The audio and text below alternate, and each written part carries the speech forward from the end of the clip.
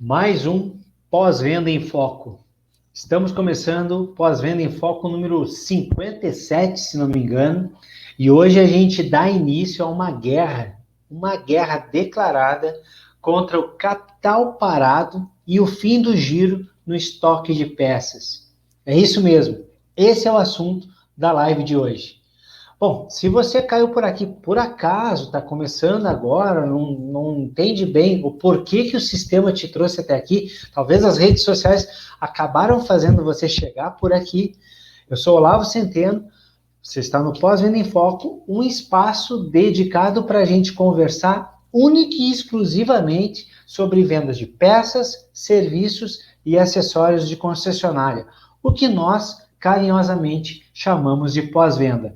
É para isso que serve esse espaço, um espaço para que a gente compartilhe o nosso conhecimento, as nossas experiências, os nossos erros e os nossos acertos. Isso aqui sempre através de participação profissionais que põem a mão na massa, sejam fornecedores de serviço, sejam gerentes de serviço, gerente de peças, consultores de serviço, vendedores do balcão de peças, vendedores de acessórios, o próprio técnico automotivo, sempre tem aqui alguém com experiência para compartilhar com a gente algo novo. Tudo que a gente vê nesses eventos ao vivo fica gravado e disponibilizado lá no youtube.com/canal do pós-venda. A gente também faz pequenos cortes e coloca lá pedaços menores com o tema em específico. É isso que a gente faz por aqui no Pós-Venda em Foco. Um espaço muito bacana para a gente falar do nosso dia a dia e se aperfeiçoar. Boa noite para quem está chegando e assistindo ao vivo e a cores, mas também muito obrigado pela presença de quem está vendo isso aí no futuro, gravado. Então, para quem está assistindo gravado, boa noite, bom dia, boa tarde, boa madrugada, vai saber que horas que você está vendo esse vídeo. Deixa eu carregar aqui uma parte que é muito importante nossa. Espera aí. Estão aqui. Quem são esses que estão na tela? Bom, esse pessoal que está na tela aqui é quem consegue fazer com que isso aconteça toda vez que a gente se reúne aqui. São os nossos apoiadores. O Grupo RGP é uma empresa especializada em fornecer produtos de altíssima qualidade, quando a gente está falando de redes de sistemas de ar comprimido, sistemas de lubrificação, óleo a granel e também toda a parte de recebíveis dos óleos para que você possa dar o devido encaminhamento para isso, hoje tão importante, mas tão importante nos dias atuais. Além de toda uma tecnologia para recarregar baterias dos veículos elétricos. Sim, o Grupo RGP já está de olho no que será o nosso pós-venda do amanhã, que são os veículos eletrificados. Além disso, a gente tem a SWK conosco essa noite, uma empresa especializada em fornecer produtos que trazem rentabilidade para o nosso pós-venda, ao mesmo tempo que entregam qualidade para o cliente ali na nossa ponta.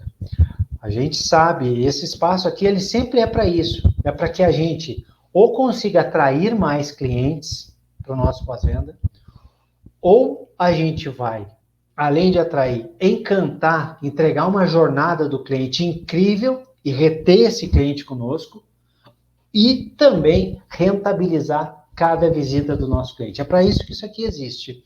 MTI, uma empresa de treinamento com treinamento 100%, esses workshops 100% focados para o consultor técnico e o canal do pós-venda, que é onde tudo isso fica gravado depois. Você pode assistir. Já são mais de 200 vídeos lá no canal do Pós-Venda. É muito bacana. Eu aconselho a você a chegar lá e se inscrever e compartilhar.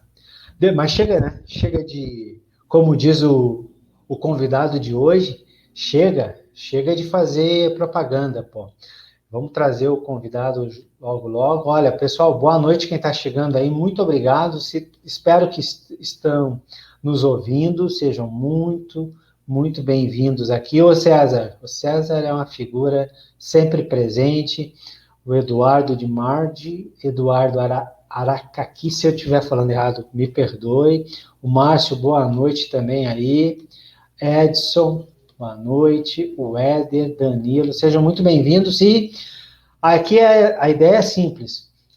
Tem dúvida? Põe no chat. Concordou? Põe no chat. Não concorda? Põe no chat. Nós não somos os donos da verdade aqui para trocar informação. Deixa eu trazer para a tela o nosso convidado de hoje. Eita, tá aqui o homem, peraí. Deixa eu aumentar. Pô, seja muito bem-vindo, Wellington. Muito obrigado, mas muito obrigado por estar aqui. Ó, a galera já estava... O Eduardo, inclusive, já estava perguntando, mas cadê o Wellington? Eis que está aqui o Wellington, ao vivo, a cores em carne e osso. Boa noite, Rodrigo. Opa, boa noite, Thaís. Ô, Wellington, obrigado demais mesmo por você compartilhar aí o teu conhecimento, trazer um pouco das tuas explicações, fazer desse espaço aqui um espaço bacana. Eu sei que teu dia é atarefado, essa tua vida aí de consultor louca te toma bastante tempo. Você dedicar um espaço aqui para esse nosso bate-papo é muito bacana. Obrigado mesmo. Olha, você é demais, como sempre, velho. Que isso, Olavo. Muito obrigado. Boa noite para quem está com a gente. Hoje a gente vai falar de um tema polêmico, que é sempre sobre peças, né? Eu costumo falar que todo gestor de peças tem bastante conhecimento, tem bastante experiência. É comum você sair, principalmente onde eu atendi, que é a rede de concessionários, você encontrar gestores de peças que têm 30 anos de experiência. Daqueles que passaram por todas as fases de evolução nisso. E garantir que se ele está há 30 anos e o mercado está crescendo até durante a pandemia, que ele vai ter bastante trabalho até quando ele decidir se aposentar, ir para o rancho dele ou para a casa de praia dele. Porque todos esses aí que estão há bastante tempo, se não estão ricos, estão quase. Carro não está faltando, o parque circulante continua aumentando. Esse é um ponto sempre importante de conversar com as pessoas, né? Tirar uma frase pronta e vazia, que é movimento tá bom, movimento tá ruim, ou o mercado não tá respondendo, e colocar diferente. Qual é o parque circulante que eu tenho? Quais são os carros que eu tenho, né, circulando? Quais são as pessoas que estão rodando? Quantas oficinas tem perto da minha loja de peças? Se eu sou oficina, quantas lojas de peças e concessionárias tem ao meu redor? Se eu tenho um básico de CRM entre os clientes que me preferem, mesmo que eu seja mecânico, eu faço uma gestão simples no WhatsApp para entender o que é o mercado, para não ficar refém do receptivo. Muitas vezes o receptivo não é suficiente para pagar as contas. Esperar o telefone tocar, esperar o cliente entrar dentro da loja, geralmente não é suficiente. E é esse um ponto que a gente quer começar. Falar do tamanho do mercado e como esse mercado é dividido por segmento. Isso é bem importante. Então, peraí, calma aí, que o Wellington, ele chega para botar o pé na porta. Então, vamos fazer o seguinte. Deixa eu trazer para a tela algo importante aqui. Peraí, tem só 15 botões para nós apertarmos aqui. Vamos apertar o botão certo. Vamos apertar o botão certo. Então, peraí um pouquinho. Antes da gente começar, Wellington, antes da gente começar, eu quero que tu fale um pouco, porque nem todo mundo te conhece bem, então vamos botar todo mundo no vagão aqui. Nós queremos hoje dar início a uma guerra contra capital parado e baixo giro. Claro que tem um longo caminho para percorrer até chegar nesse ponto. A gente já declarou nossa guerra. E o nosso comandante da tropa que vai fazer essa investida contra esses dois inimigos nossos é o Wellington. Então, Wellington, fala um pouquinho, mas de maneira sucinta, mas deixa a gente todo mundo no mesmo vagão. Quem é o Wellington E o que o Wellington hoje faz? Qual é o trabalho que tu oferta para nós? O que a gente pode, fora desse espaço aqui, ter do teu profissional, do Wellington, o grande expert no segmento de peças. Aí sim, uma vez a gente tendo isso bem alinhado, aí a gente entra para destruir na noite de hoje pelo menos 4 grandes grupos, que é entender o tamanho do mercado, que tu falaste aí, segmentar lá uma parte por cliente, segmentar produto e fazer uma gestão dos vendedores. A gente arrebenta esses 4 tópicos nessa nosso primeiro encontro dessa série, essa guerra contra o capital parado e o baixo giro. Porém, quem é você, ô capitão? Conta um pouco para nós aí. Eu costumo falar, eu sou um economista especializado no mercado automotivo e é uma subespecialização, que é o pós-venda. Tenho 15 anos como executivo e coordenador da Volkswagen, da Sobrave e como supervisor nacional de peças da Renault, que foi um trabalho que eu fiz nos últimos 5 anos. E agora atuando em principalmente 5 áreas do pós-venda. O primeiro é varejo pós-venda. Então, eu acho que gestão de peças e acessórios é uma coisa, varejo de pós-vendas é outra. Você vende peças, acessórios, serviços e muitas outras coisas dentro de uma concessionária, dentro de uma loja de som, dentro de uma oficina. Você tem sempre, no mínimo, serviços, peças e acessórios. E cada uma dessas vendas é diferente. Você também, dentro de gestão de peças e acessórios, vai desde o estoque, do giro, das prateleiras, da locação, do recebimento, da expedição. Existe toda uma sequência ali, uma logística, né? Dentro de uma concessionária, dentro de uma loja de peças, até de um auto center que tem um pequeno estoque. A gestão de CRM, que é fundamental para o pós-venda. Vamos dar exemplo, muitas poucas pessoas falam de uma coisa que deveria ser básica, uma régua de relacionamento. O cliente que vende, quanto tempo eu contato ele? Eu contato por SMS? Eu contato ele por e-mail? Eu contato ele por WhatsApp? Como eu mapeio isso? O que eu oferto para ele? Um cliente que eu espero que venha de 6 em 6 meses, ou pela quilometragem, esses 6 meses, por exemplo, em São Paulo, ele roda em 4 meses, 10 mil quilômetros. Em São José dos Campos, ele demora 3 meses e meio, porque é comum ele trabalhar numa cidade do lado. Então, se ele for ligado daqui 6 meses, ele já perdeu esse cliente. E se ele abordar esse mesmo cliente de forma errônea, o cliente vai entender que ele está rodando bem mais, que o custo do carro vai ficar bem caro e ele vai se assustar na hora de fazer uma manutenção. Então, tem que saber abordagem. E aí entra a gestão de satisfação de cliente, que hoje a gente tem muito se falado sobre CX, Customer Experience, né? Como é que é a jornada do cliente. E, por último, a parte de marketing e PDV. No Brasil, nós estamos muitos anos atrás de muitas outras economias, principalmente europeias e Estados Unidos. Hoje você tem pouquíssimas lojas de peça no formato supermercado, né? Hoje você tem no Brasil empresas como a AutoZone, São Paulo, está crescendo bastante para o interior. Você tem um pouco da Jocar, um pouco da Mercadocar. Mas você vê das concessionárias, você tem quase nenhuma loja tipo varejo mesmo. Você não tem PDV. Né? Se eu não estou enganado, a Mercedes tem um PDV que ela fez uma loja modelo de peças e acessórios para caminhões. A Renault tem uma loja modelo, a marca Motril. A parte PSA tem Euro Repar, que é um bandeiramento de oficinas. E aí você tem entre os distribuidores de peça alguns tipos de bandeiramento. Além disso, você pode destacar distribuidores de peça para a Bosch. Tem várias lojas que aparecem como Bosch e algumas seguradoras, feita Porto Seguro, também fazendo bandeiramento. Então você tem um trabalho até de oficinas que cresceu, né? Atribuindo ali, agregando uma marca conhecida a uma oficina que pode ser de bairro ou vizinhança. Mas para peças, você ainda está muito atrasado. Então, esse é o trabalho de marketing PDV. Essa consultoria minha é feita principalmente em concessionárias, que é um tipo de cliente que eu venho me especializando. Eu já visitei mais de 400 concessionárias pelo Brasil, então eu aprendi muito com diferentes concessionárias, diferentes regiões, diferentes gerentes, diferentes clientes, né?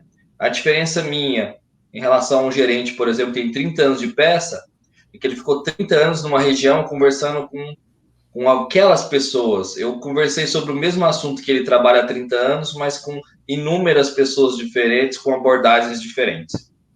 Então, essa riqueza que eu ofereço aos meus clientes. Não é pouca coisa. E tem um detalhe, né, Wellington? Quando tu fala assim, ó, um gestor que tem tantos anos de experiência, mas está ali numa única operação, que não é pouca coisa, mas a realidade, pelo turnover altíssimo que nós temos nas redes concessionárias do Brasil inteiro, o que a gente encontra é um outro universo. É um universo de pessoas que estão, muitos ainda no início de uma carreira, até porque as remunerações hoje em dia cada vez estão menores, está todo mundo ainda aprendendo, e toda essa tua experiência de norte a sul, leste a oeste, várias marcas, isso enriquece demais. O que dá certo, os cases de sucesso, que são importantes da gente levar sempre, e a tua consultoria tem tudo isso muito forte, mas também aquilo que não dá certo. E muitas vezes, quando a gente chega num lugar e pode dizer para o cara, olha, eu sei que você quer ir por aqui, mas deixa eu te explicar, porque não é a melhor ideia, isso economiza tempo e economiza em peças um monte de dinheiro. Então, pessoal, essa consultoria do Wellington, ela realmente, ela é dinheiro no bolso, é menos dor de cabeça na nossa vida. Para quem lida o dia a dia com gestão de concessionárias, gestão de peças, que é tão técnica, tão necessária, se eu souber só o que não fazer, já te coloca a milhas na frente dos outros. Agora que a gente sabe, agora que a gente está por dentro de quem é o nosso piloto mestre, o nosso comandante aí dessa nossa missão contra o capital parado e o baixo giro, agora a gente pode começar a nossa brincadeira, hein? E aí, para começar, nós vamos começar onde, seu Wellington? Nós vamos olhar o que agora? Nós vamos olhar agora o tamanho do mercado consumidor existente. Não é potencial, é existente. E aí eu passo para. Aí você manda que eu faço aqui. Você sabe que eu sou só o seu. Pode puxar a próxima lâmina, porque a gente quer mostrar isso para as pessoas agora. Esse aqui eu detalhei para vocês. Isso é faturamento em 2019, antes pandemia. A gente teve, segundo o dado da GIPA e da Oficina Brasil, que são os dois maiores estudiosos do mercado de peças e pós-venda no Brasil, a GIPA com alcance mundial, um comércio de pós-vendas, em especial peças, mapeado por essas duas empresas, de 108 bilhões de reais em 2019. E quando você faz o estudo, eles conseguiram segmentar por volta de 91% de todo esse mercado. E ainda 9% desse mercado não atingiu uma inferência estatística para que ele pudesse segmentar. Então, quando você faz a distribuição, você vê que eles não conseguiram chegar em 100%, mas conseguiram apontar 90%. E aqui tem uma brincadeira muito interessante entre participação de mercado e market share. Então, só para vocês terem uma ideia, o ticket médio das lojas especialistas de pneu, sem fazer propaganda, vamos dar exemplo, uma Bono Pneus, uma De Pascoal e outras várias, uma loja da Continental, você tem em torno de 8% do total registrado de passagens ou de veículos no Brasil, mas o ticket médio, ou seja, a média gasta para esse carro só em pneus, Brasil. Então, tem locais que essa média não se aplica, mas para ter uma noção, de 847, e dá 17% de todo o market share Brasil. Você chega em auto center ou mecânicas gerais, 5% desse total de passagens, e nós estamos falando de 7% do market share. E você vê que o ticket médio cai bastante, ele cai para por volta de 580. E aí, vamos entrar agora numa área que eu atendo mais, concessionárias, ou redes de concessionárias, ou redes de marcas. Eles têm 9% de toda a passagem de veículos, mas são 12% do market share. Então, mostra que as concessionárias têm até um mercado cativo. Mas agora a gente chega nos verdadeiros donos dos mercados. Estima-se que o Brasil tem em torno de 38 mil oficinas pelo cálculo da Receita Federal. O indicador se chama CNAE, que é um Registro Nacional de Atividade Empresarial.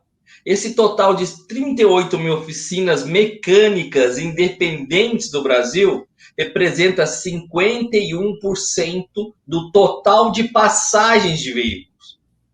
E esse 51% dá um ticket médio de 356, ainda é baixo. São poucos serviços que você pega no geral, porque aqui a gente está falando de mecânicos independentes, além de oficinas mecânicas.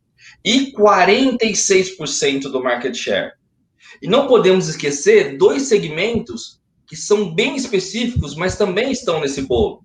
Se você pegar as lojas de troca de óleo ou os especialistas, eles têm uma participação, no geral, até maior do que a das concessionárias, dos auto centers e dos especialistas de pneu. Eles têm 10% das passagens. E um ticket um pouco menor, em torno de 173, que é base, geralmente, de uma troca de óleo de um carro um pouco mais antigo, e dá 4% do market share. E para fechar, os postos de combustíveis, que é onde as pessoas estão familiarizadas a receber uma abordagem do atendente do posto, do frentista, onde ele oferece ali um aditivo radiador, ele oferece ali uma limpeza, mas aqui falando dos itens de peças, que são principalmente os aditivos, palhetas e assim por diante, de 8% para um total de 3% de market share. Então, essa informação é muito importante para entender onde estão. Se você for pensar, estamos pulverizados em oficinas mecânicas. São eles realmente os donos do mercado, são eles os maiores consumidores, ou seja, são consumidores profissionais de peças e ofertadores profissionais de serviços. O mercado gira ao redor destes profissionais e deste segmento. Então, a segmentação aqui é isso que temos que entender. Essa participação, o ticket médio geral. Como o Brasil é díspare, esse ticket médio não vai responder para todas as regiões, todos os segmentos, mas ele serve sim como referência para a gente entender onde estamos. É muita coisa. Lembrando, é um mercado enorme. Em 117 bilhões, e no ano passado houve um crescimento de por volta de 1,8%. Estamos falando de um ano de pandemia. Em torno de 1,8%, que era o dado que estava no Sindipeças. Esse dado sempre está passando por revisão, está sempre passando por um aferimento mais detalhado, mas o fato é, o segmento de peças, eu não estou falando de serviços, o segmento de peças cresceu 1,8% no ano de pandemia. E depois, acho que o Olá vai puxar para vocês o que esse segmento de clientes profissionais faz com que a gente possa entender como vendedores essa nossa venda. Essa nossa venda vale a pena segmentar? Quando eu pego segmentação de clientes, eu brinco que todo lugar que você chega, todo mundo conhece segmentação. Todo mundo sabe falar de segmentação. Na prática, todo mundo é engenheiro de obra pronta. Mas a real é que é fake esse trabalho de engenharia de obra pronta. Por que é fake? Porque na maioria dos casos falta um trabalho um pouco anterior. Um pouquinho anterior. Que é você malhar a sua segmentação. Você pega num exemplo desse, onde você pega uma segmentação real de uma loja, você vê que parte da segmentação não está correta. Você tem muitas vendas, às vezes, registradas em outros. Tem preguiça? Lance em outros. Tem preguiça? Lance em outros. Estou na correria, preciso emitir a nota? Vai apertando o botão assim, o Enter, para ir até emitir a nota. Às vezes emite para um CPF ali genérico.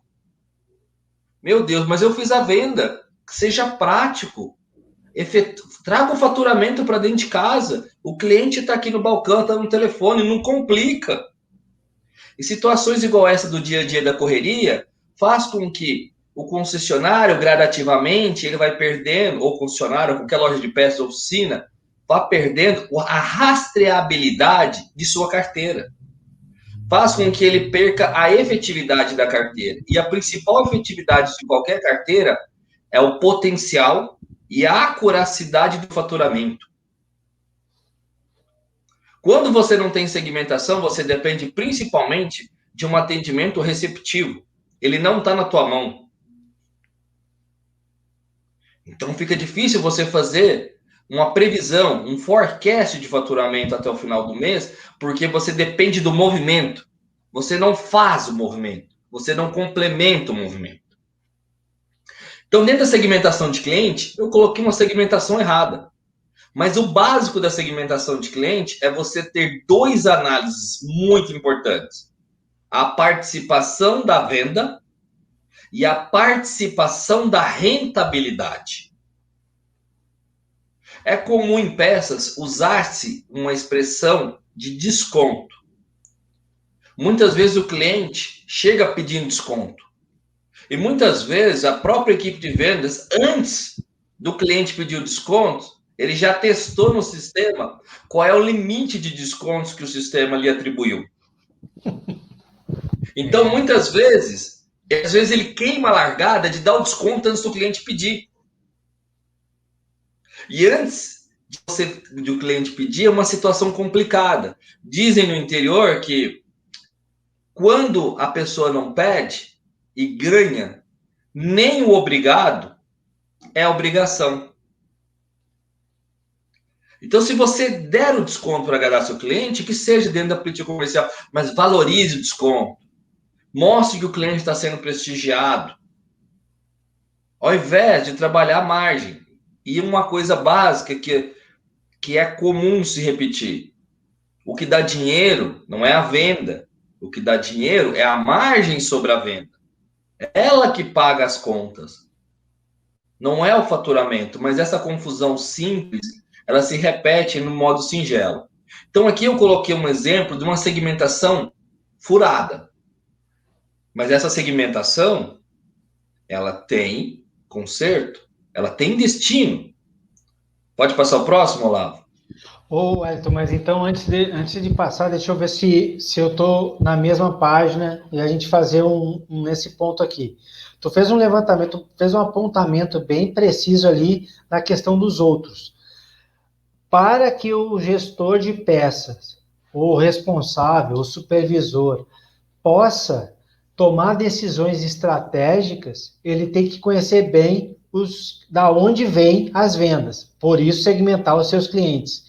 Se não é feito um trabalho de anotação correta para quem que eu estou vendendo, e no caso aqui está com 34% de participação os outros ali, se eu não consigo ver isso, toda e qualquer estratégia que eu estou projetando, desenhando na minha cabeça, ela já nasce da premissa errada. Esse é um ponto que a gente já começa a fazer um planejamento errôneo. Você investiria dinheiro sem saber quais clientes você vai atingir? Não. Simples. E o que funciona para outros?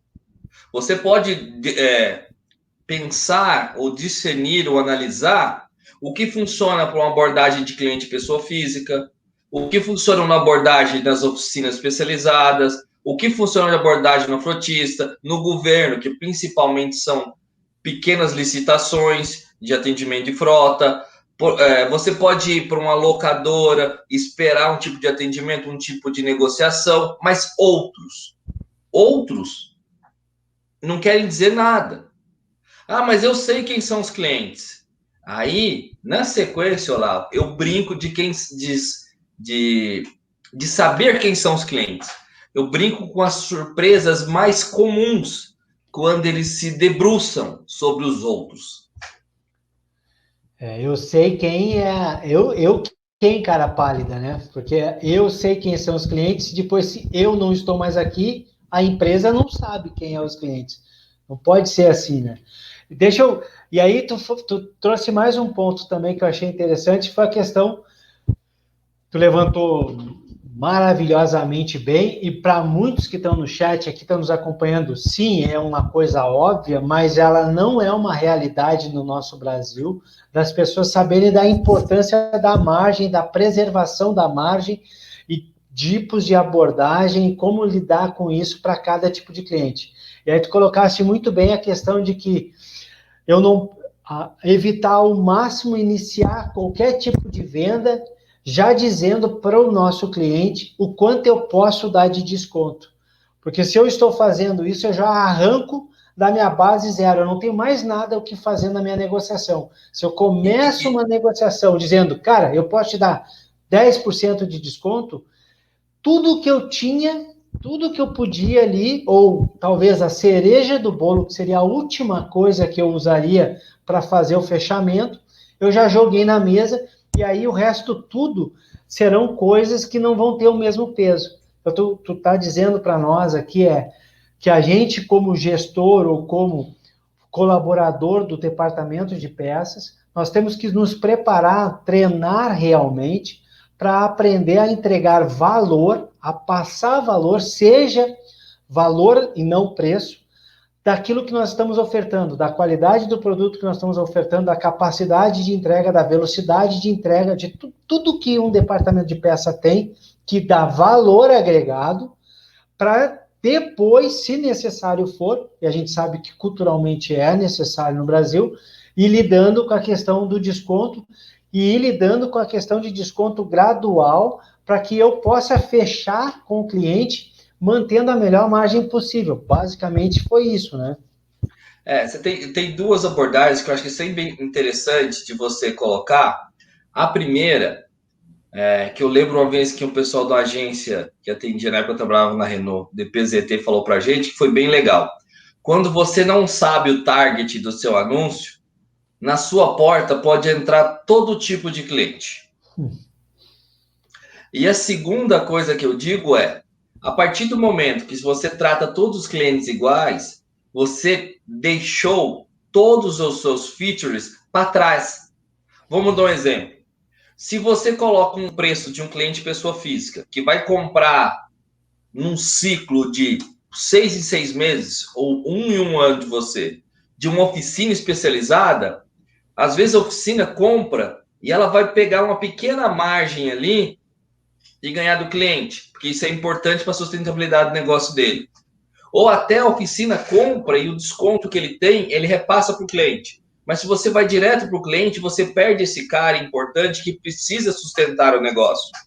Ou quando você faz uma venda, por exemplo, de 400 amortecedores, no preço de um amortecedor para atender uma loja de peças, ele vai entender, opa, esse cara não está entendendo. Então você tem sempre que fazer aquele acordo de volume e margem. Mas aqui nesse primeiro momento, o foco é a segmentação. Depois eu quero dar uma pequena pincelada de produto, porque nós estamos falando do básico.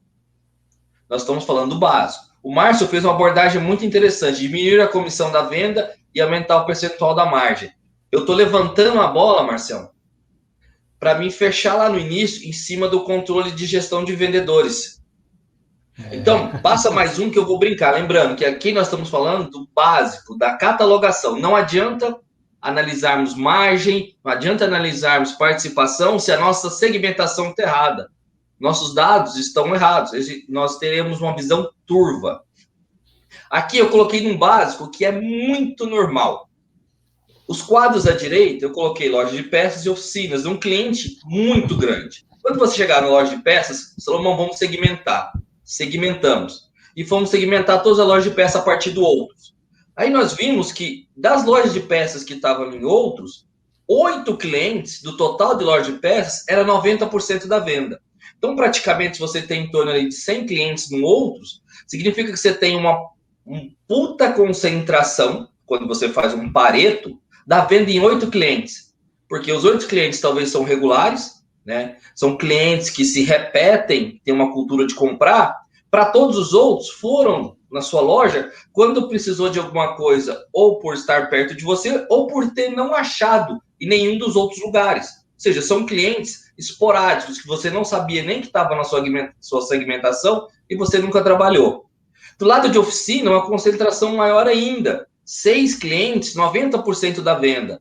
Então, quando você vai fazer a segmentação, meu Deus, eu tinha 300, 400 clientes.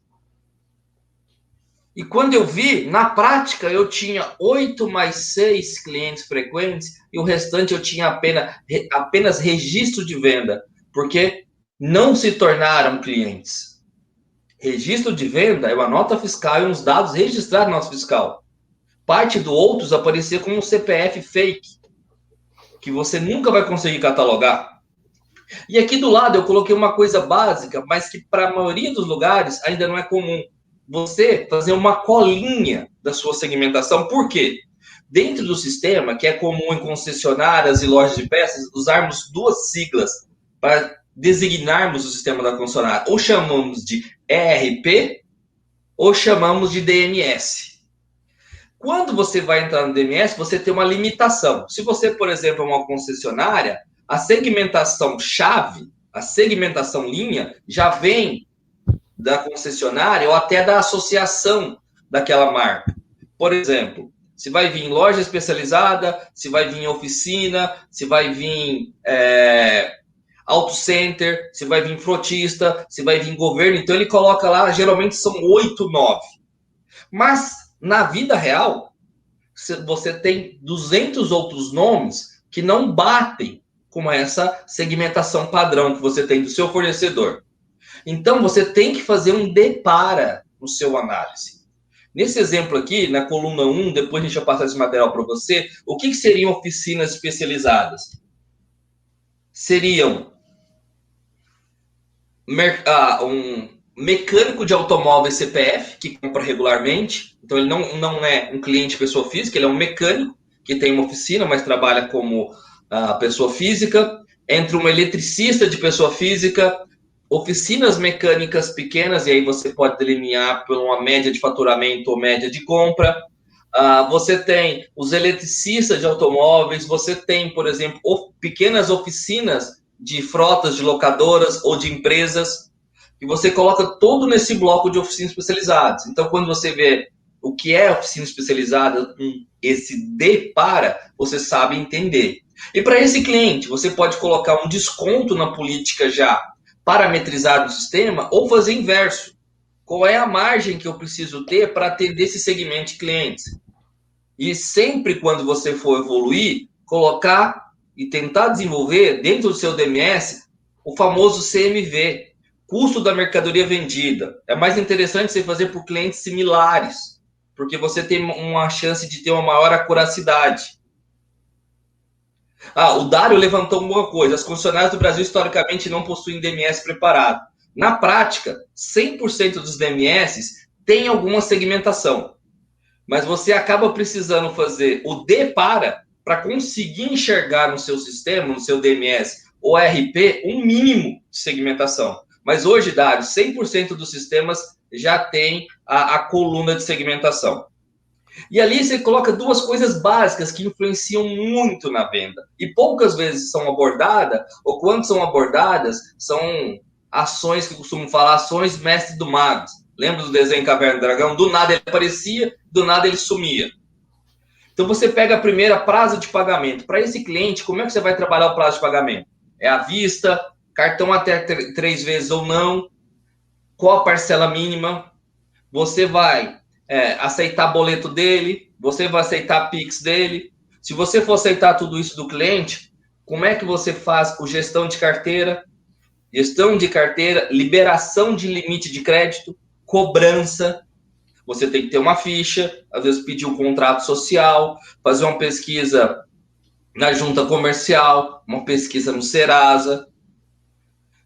Tem muitas lojas de peças que não dão crédito porque não tem esse trabalho de backup ou de back office de fazer o trabalho de crédito e cobrança.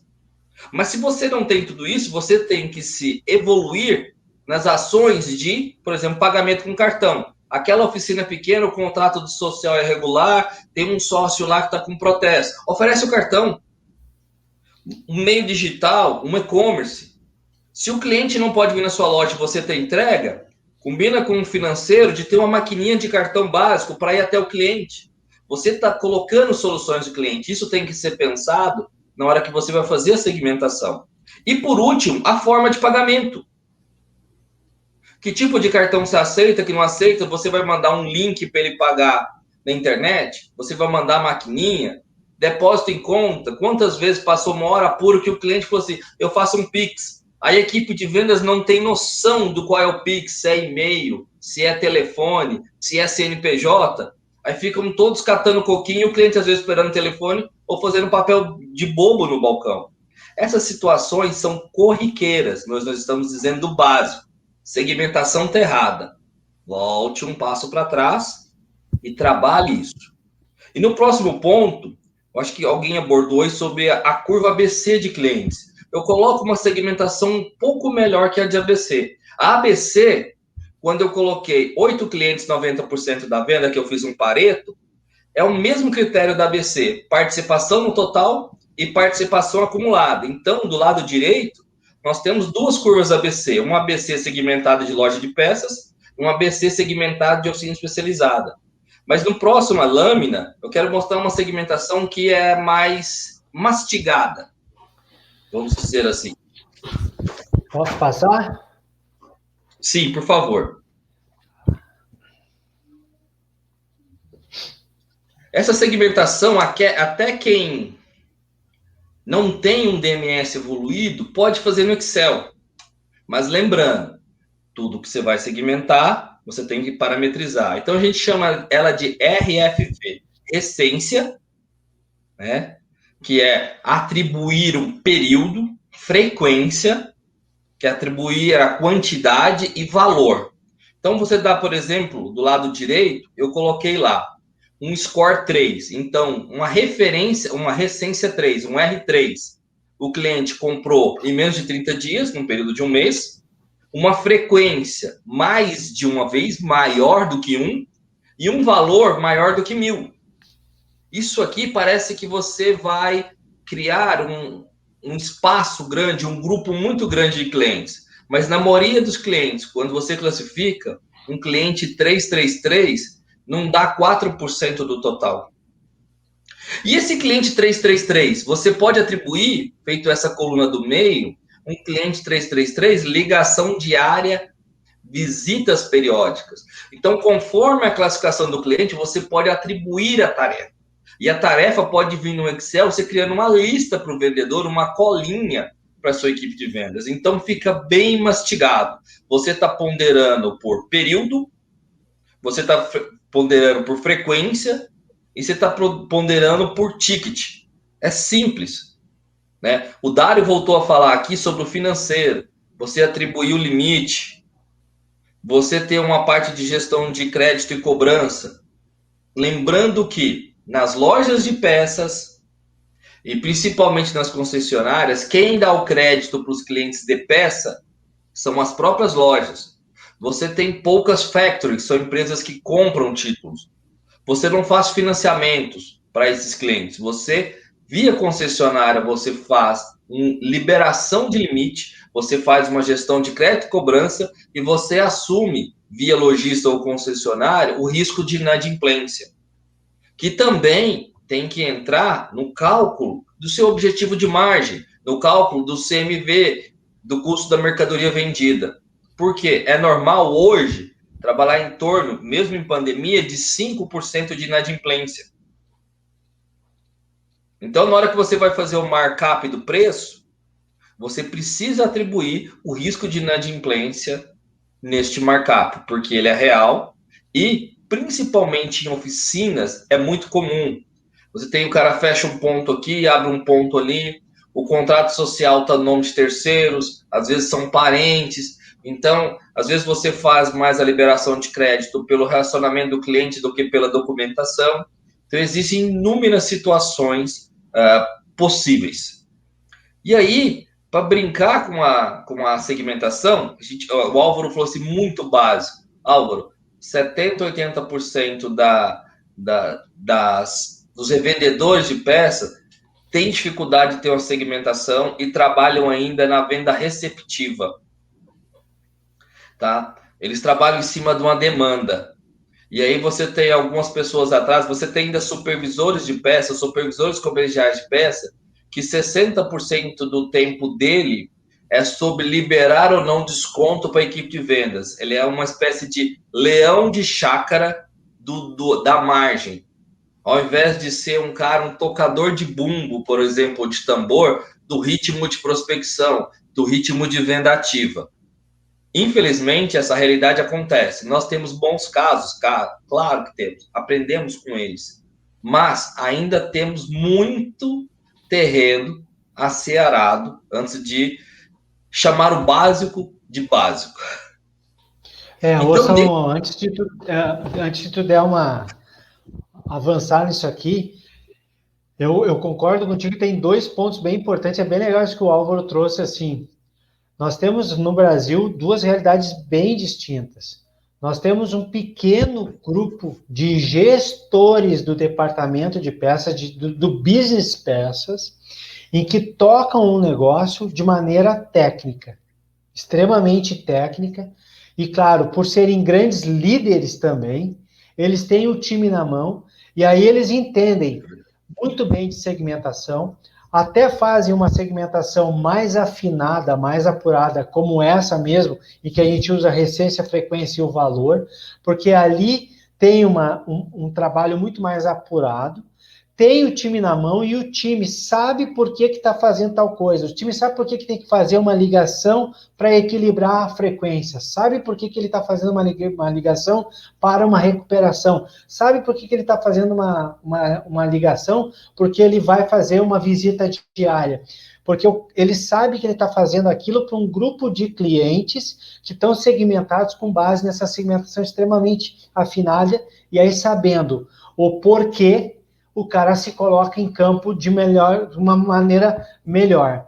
Isso é um pequeno grupo, mas a verdade é que a maioria do que a gente tem visto, eu frequento, eu visito muita concessionária, a gente ainda tem uma realidade um pouco diferente disso. A gente tem uma realidade em que boa parte das pessoas que estão ali, elas estão para apertar o botão F3 do desconto, que é o leão de chácara, que o Wellington colocou muito bem. E tem um outro grupo que está ali para transitar dentro do estoque de peças, para saber se está tudo limpinho, se está organizado, se a peça está lá mesmo, e o cara conhece todo o part number de peças. Essa é a verdade. Ela não é boa, não é bacana, não é. Porque se fosse o contrário, o que nós teríamos eram negócios de peças extremamente rentáveis e nem estaríamos fazendo essas lives. Então é muito importante mesmo, é bom que a gente perceba que isso deveria ser um feijão com arroz nosso, mas a verdade é que não é ainda. A gente está caminhando para um processo de educação, de bater todo dia nessa tecla, para podermos sim ter um departamento de peças extremamente rentável, que remunere bem, que gire 8, 9, 10 vezes por ano e não 3, que não tenha 20, 30, 40% de estoque obsoleto, porque essa é a realidade da rede. Se ela não fosse essa realidade, esse básico ele estaria sendo feito com tranquilidade. É isso, né, Wellington? E aí, quando você puxar a próxima lâmina, ela é bem legal, porque é o seguinte, depois de você acertar a segmentação, usando o critério que você tem de abordagem, mais um. Gostei do que o Danilo falou. E Danilo, eu começo a abordar produto na sequência aqui, é o próximo ponto. Você já está puxando o assunto. Quando a gente fecha uma segmentação como essa, aí sim a gente pode falar no equilíbrio entre participação da venda, por exemplo, uma loja que tem um movimento de balcão muito bom de clientes. Ela tem uma boa participação de cliente físico, nesse exemplo, 10% da venda. Mas o 10% da venda, neste caso, representa 18% de toda a rentabilidade daquele segmento de vendas dele, ou seja, venda de peças. Você vê, por exemplo, um cliente que às vezes é grande, que compra bastante oficinas especializadas, deu quase 19% da venda, mas é quase o dobro da venda do cliente pessoa física, mas na prática, em participação do total de lucro, é praticamente igual. Então, se o gestor, quer dizer, ele não tem um esforço de equilíbrio e de abordagem nos clientes mais rentáveis, ele vai ter uma dificuldade muito grande de ter espaço para fazer o atendimento dos clientes de volume. O cliente de volume, você tem uma facilidade de abordagem. Você for atender seguradora, temos 10 seguradoras no Brasil, bate na porta dele, ele te dá o sistema e você atende. 10 portas você bate, no máximo. Um cliente frotista, são poucas portas, a concentração de locadoras está aumentando, diminuindo bastante. A concentração aumenta, o número de locadoras diminui. É difícil abordar. As lojas de peça, você tem poucas. A cada 40 oficinas, você tem uma loja de peças em média. Então, são poucas abordagens. Então, você precisa ter um local bom de atender quem? Oficinas, que estão 38 no Brasil. Você tem que ser famoso na sua região para aqueles clientes, pessoa física, que vão buscar a peça. Porque, na prática, são essas abordagens que vão sustentar o teu negócio. E destacar uma abordagem muito importante para o momento, que é a de e-commerce. O e-commerce pode englobar várias segmentações dentro deste canal de venda. Então, o e-commerce está mais como um canal do que uma segmentação. Mas o e-commerce é comum. E você tem vendas muito importantes com margem e vendas com baixa margem no e-commerce. Hoje é comum, por exemplo, o cliente comprar kit de revisão e receber pelo Mercado Livre. Hoje o cliente compra muito pneu pelo Mercado Livre, pela Magazine Luiza, pelos e-commerce das montadoras. Então é comum. Você tem lojas com e-commerce enormes, como a Connect Parts, como a Jocar, como o AZ, o grupo DPK. Então, eles mostram para a gente que esse canal de venda ele está crescendo e muitos clientes preferem trabalhar, até porque a venda de peças ela é técnica. Então, muito cliente tem medo de comprar a peça errada, a peça que não servia no carro dele, etc. Então, se vendeu que era tão técnica que só um tipo de vendedor poderia fazer o atendimento, porque a chance de você comprar a peça errada era muito grande. Só que o e-commerce vem desmistificando isso. Então, aqui nessa tela, quando você fez a lição de casa básica, de segmentar, de planejar a segmentação de cliente, de colocar a forma de pagamento, de ter um crédito e cobrança, a brincadeira começa. É a partir daqui. Principalmente, duas dicas eu dou. A primeira, se você não tem venda ativa, você não é protagonista do seu faturamento. A venda ativa, na maioria dos canais, ela não é a maioria, mas ela é o fiel da balança. Você pode ter do seu fornecedor promoções muito interessantes, mas se você não tem um alcance de venda ativa, você não vai conseguir escoar aquela promoção e você acaba não buscando aquele fornecedor para fazer negócios. Se você tem uma oficina, imagine que você é uma concessionária, tem uma oficina e um balcão. Ou você é um auto center, tem uma oficina e tem um balcão. Se a sua oficina tem um movimento muito fraco, de pneus, você às vezes não tem coragem de comprar pneus para fazer uma abordagem.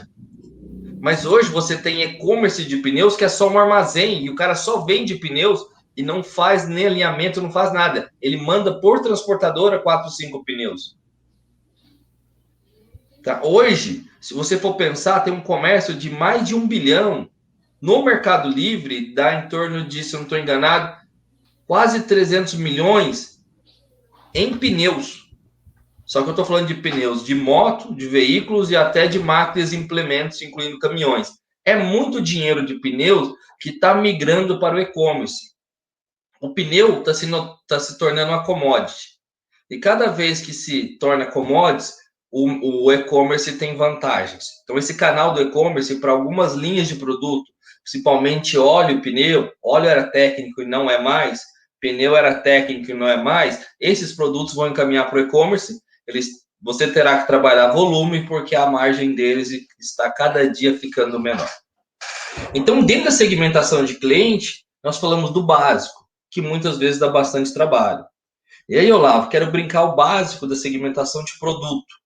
Eu acho que do cliente a gente falou bastante do básico, e o básico permite sonhar melhor faturamento ou maior qualidade do faturamento.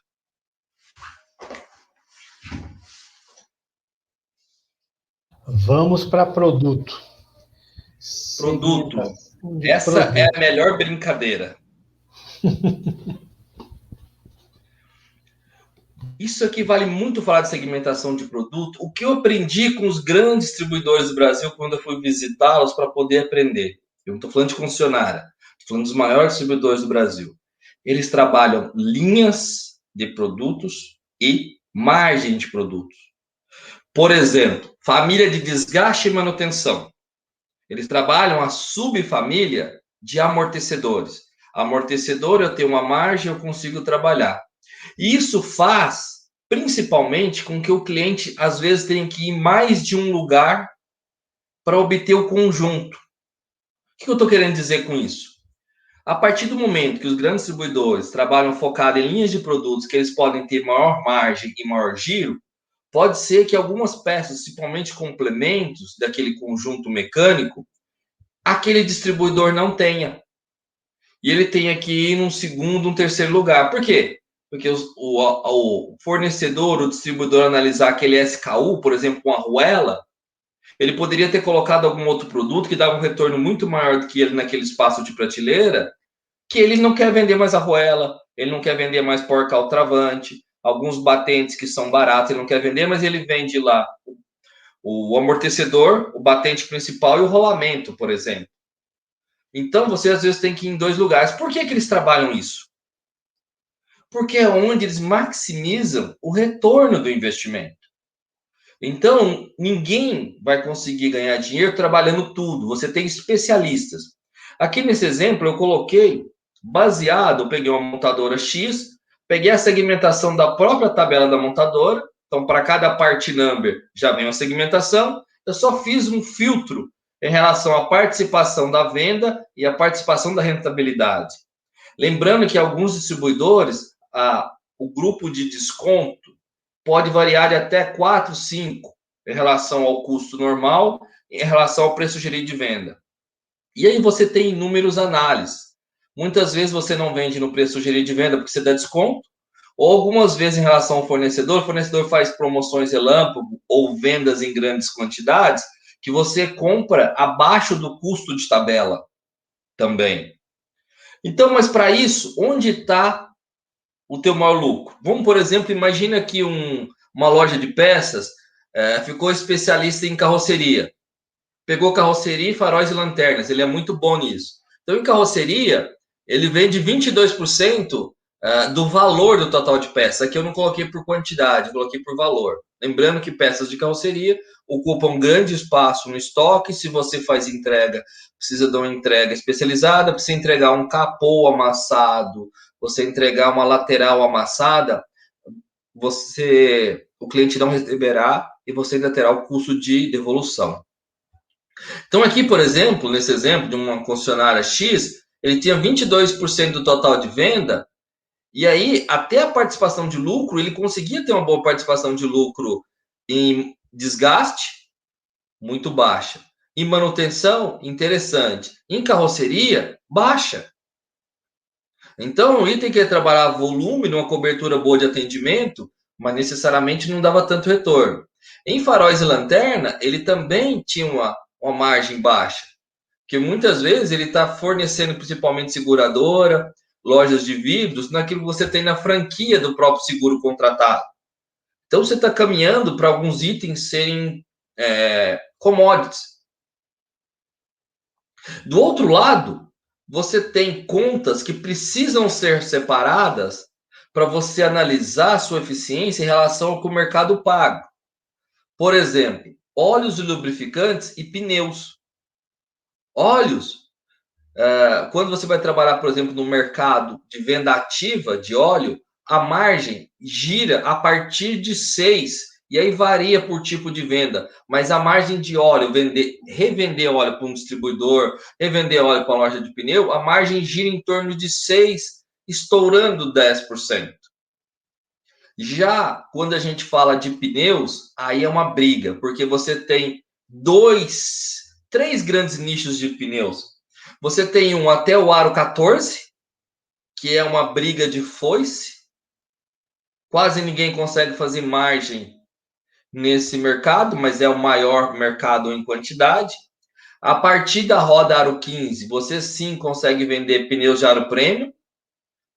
E aí para cima você tem um nicho que é um oceano azul, que são os pneus para caminhões, máquinas e implementos, que são trabalhados por cotação e qualidade do pneu. Vai desde quantas recapagens um pneu aguenta, a consistência do tipo de arame que é feito na armação dos pneus, e aí você tem especialistas dentro das frotas que fazem essa compra, porque o valor agregado desses pneus para máquinas, implementos e caminhões é muito grande. Então você tem poucos fornecedores, uma grande concentração e um nicho de mercado que dá bastante dinheiro. Então, dentro de produto, nessas 400 concessionárias que eu visitei, a participação, o cara fazer um mix entre o que está vendendo e o que ele precisa vender, porque em teoria ele tem maior potencial de margem, foi feito em torno de 15%, não chega a 20% dos clientes que eu visitei. E dentro dos distribuidores grandes que eu fui, é feito em 100% deles. Eles fazem toda a segmentação de produto, cada linha que eles abrem, antes de ter oferta. Então, eles são muito excludentes em itens que eles não têm potencial. Eu vou ter um complemento, eu vou vender o amortecedor e o batente. Eles podem colocar. Mas se esse complemento, você vê que na maioria das vezes que o cliente troca o amortecedor, não troca o batente, ele não vai ter o batente. E aí tem uma pergunta muito legal, que eu ouvi uma vez de um gerente, que foi a seguinte. Ele falou assim, cara, mas eu sou uma concessionária, eu tenho que ter todas as peças que o cliente me procurar. Em relação ao PROCON, etc., eu preciso ter uma cobertura. A lei fala que as fabricantes têm que ter peças para um veículo até com 10 anos de idade. É lei. Mas não fala que na hora que você chegar, tem que ter a peça de prontidão. Algumas peças podem ser descontinuadas, até o fornecedor da montadora pode ter sido vendido ou até ter fechado, ter quebrado. Então, muitas vezes sai-se procurando essa peça para atender esse cliente, porque é uma peça obsoleta. E a segmentação, acho que foi um de nossos amigos que está ouvindo falou, ela trabalha fundamentalmente contra o maior pesadelo de todo estoque de peças, que é o que a gente chama de obsoleto, ou em alguns lugares morto, ou em alguns lugares dormente, que é a peça que a partir de 6 meses começa a juntar poeira na prateleira que ela não vende. E se você olhar a maioria das peças que estão juntando poeira, e você fazer uma correlação em relação à falta de segmentação e análise de margem, a correlação é totalmente positiva. Quem tem muito obsoleto não tem o análise da segmentação. Porque diferente da segmentação de clientes que você precisa fazer ela cliente a cliente no sistema, a segmentação de produto, ela já vem pronto do seu fornecedor. Ele já fala as famílias, porque é uma construção de engenharia, é uma lógica de engenharia. Essa brincadeira que eu quero falar de produto. Você quer vender pneus? Vai procurar quem vende pneus antes, vai entender sobre o mercado de pneus, a margem, se você vai ter logística, se você vai ter custo de crédito e cobrança. Se você quer vender óleo, vai entender o que é a diferença de um óleo. Porque hoje, para muitos mecânicos, não há diferença. Eles só falam que o óleo é fino e grosso. Opa, então tá. Então quais tipos de óleo que eu vou ter? Linha 1, linha 2, linha 3? Vou ter uma marca famosa? Vou ter uma marca de baixo custo? Ah, mas se eu vou atender um cliente que é majoritariamente focado em custo, eu vou ter que ter uma linha de preço-custo. E esse match entre segmentação de cliente e segmentação de produto, ele só é feito a partir do momento que você para de dizer que sabe e começa a fazer os cruzamentos e transformar isso numa rotina. Todos dizem que sabem, mas pouquíssimos realmente fazem. E uma percentual menor ainda faz isso frequentemente. Dentro Então, de produto, basicamente, essa é a abordagem. basicamente, tu está dizendo o seguinte: conhecimento não é o poder. O poder é a ação que você toma com base no conhecimento que você tem. Porque se eu tenho todas essas informações, mas eu não consigo colocar ela em prática lá no meu dia a dia, na gestão do meu negócio, e se eu estou lá, na verdade, só apagando incêndio, e os incêndios são criados exatamente porque eu não coloco em prática isso, não vai adiantar de nada eu ter toda a informação de como que são, como que é feito, como é que eu segmento cliente, como é que eu segmento produto, se eu não consigo pôr isso em prática lá no meu dia a dia, se eu não consigo fazer acontecer lá no meu departamento. E aí, seja o departamento grande ou o departamento que nós sabemos, né, Wellington? Tem muita concessionária que é eu departamento em alguns lugares aí. Porque nós estamos aqui falando no universo, nós falamos de pós-venda. E pós-venda vai desde pós-venda de motocicletas, em que nós sabemos que muita concessionária de motocicleta hoje no Brasil é eu departamento de pós-venda inteiro. O cara, ele às vezes tem um cara que atende a ele, compra ele, que faz a gestão de peça, é ele que entrega a peça, é ele que faz o balcão, é ele que vende. Tem essa realidade, então pode fechar os olhos para isso. E aí vai dessa ponta até uma outra ponta, com um departamento muito mais estruturado, muito mais, como até o Rodrigo falou aqui antes, um departamento muito mais profissionalizado.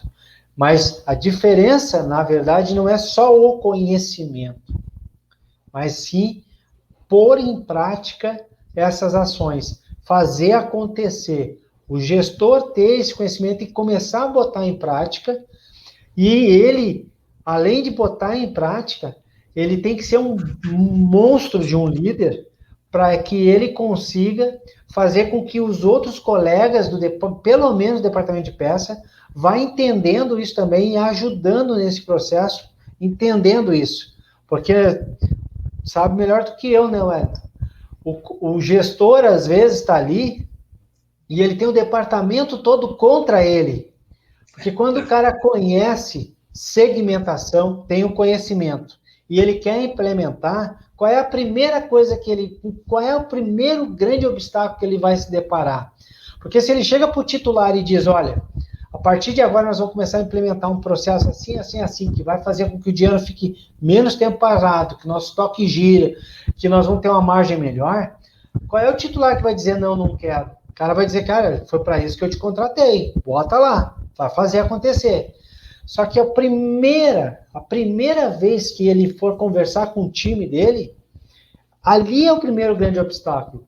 Porque tem coisas que o time vai ter que fazer que não fazia antes. Tem explicações que vai ter que dar que não dava antes. Mas aí tem duas coisas dentro do que você falou. O Márcio, acho que anteriormente numa mensagem, ele abordou isso. Ele ficou em dois casos, né? Duas perguntas para brincar. Vamos dar um exemplo que você vai vender uma linha nova que O que faz você vender uma linha nova? São 2 pontos principais. Primeiro, você está vendo um volume acontecer, ou seja, ela tem procura, você está aumentando ela, ou você está atendendo a procura, ou a mais difícil, você vê que ela tem uma boa margem, mas que não tem procura.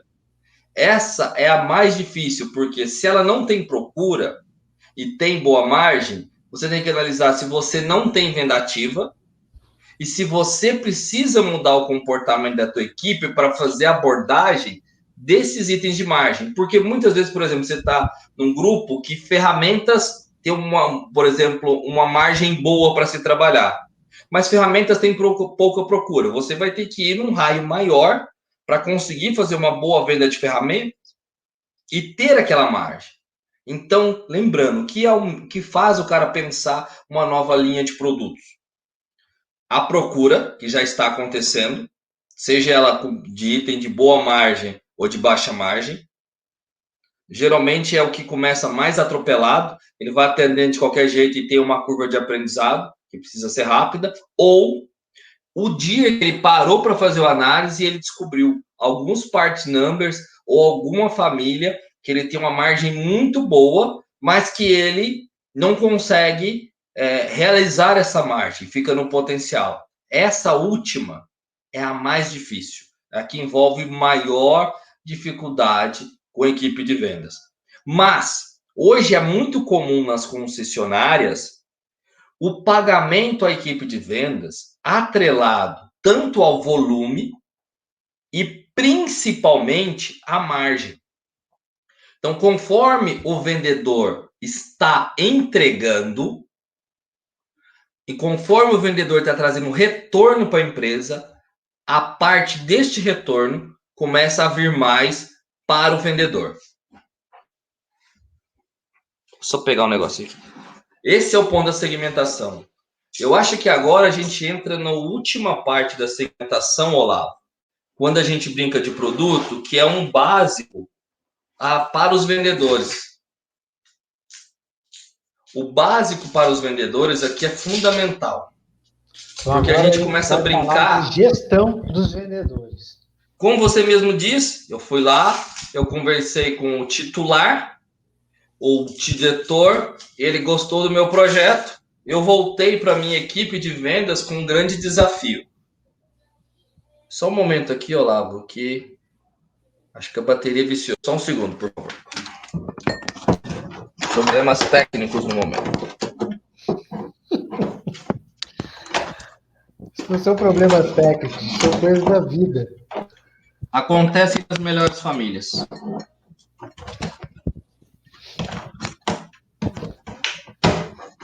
Ainda bem que tu não tá só de camisa, hein, Wellington?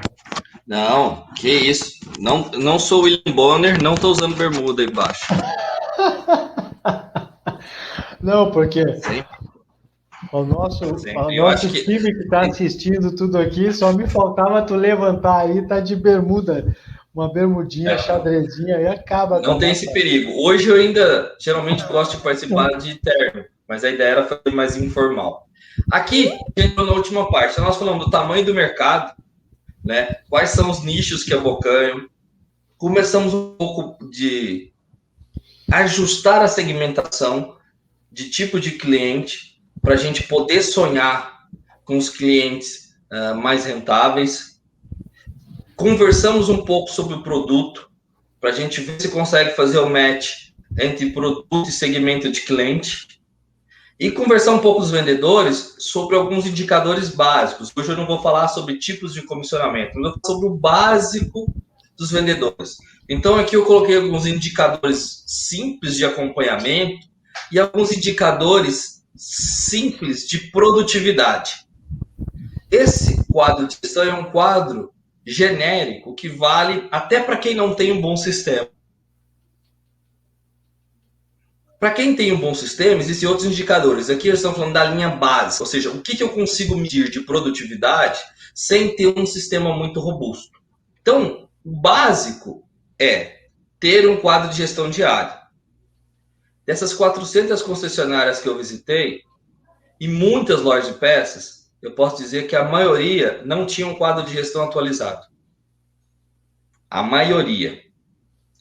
Você que às vezes está vendo a gente, que é um gestor de peça, procure na sua memória o lugar que você foi, os clientes, lembrando que você tem na equipe de vendas um quadro de gestão, nunca aberto ao público, que não tinha, dentro dessa equipe de vendas, um quadro de gestão atualizado. Ou mesmo não tendo, eles não recebiam por e-mail. Então, você tinha alguma dificuldade. É comum você não ter um quadro de gestão. Mas nesse quadro de gestão eu coloquei o básico, que é você puxar o ritmo do objetivo diário. Você pega o objetivo de venda mensal, divide pelos dias úteis e multiplica por quantos dias úteis passou para você inicialmente ter uma projeção linear. Conforme você vai tendo um maior acompanhamento em número de meses, você pode criar uma equaçãozinha, né, onde um pequeno algoritmo, onde você coloca a curva dos últimos dias.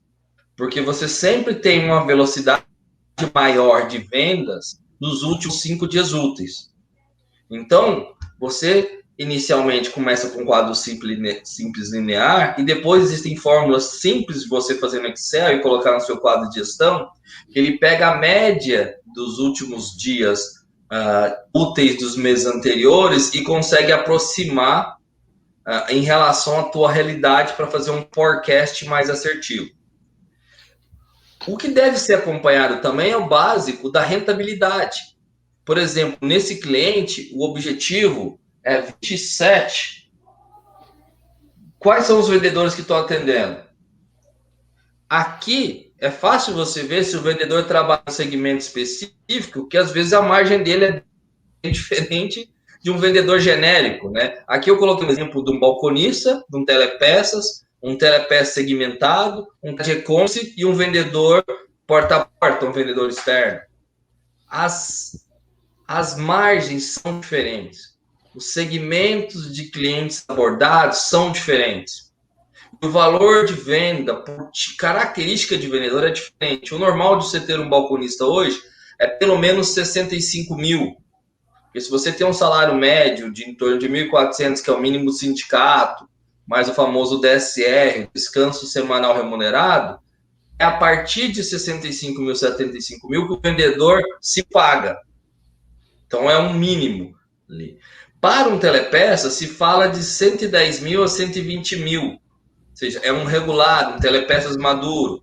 Para um telepeça segmentado, por exemplo, um telepeça que atende muito seguradora, esse faturamento aí pode ser de 500 mil mensal por vendedor.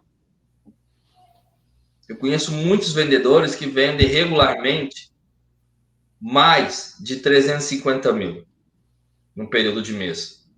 E você tem o cara de e-commerce, né, que dentro do setor de peças é muito comum no Mercado Livre. O Mercado Livre fatura em torno de 4, 5 bilhões desse mercado, mais de 100. E ele é o maior vendedor online de peças do Brasil.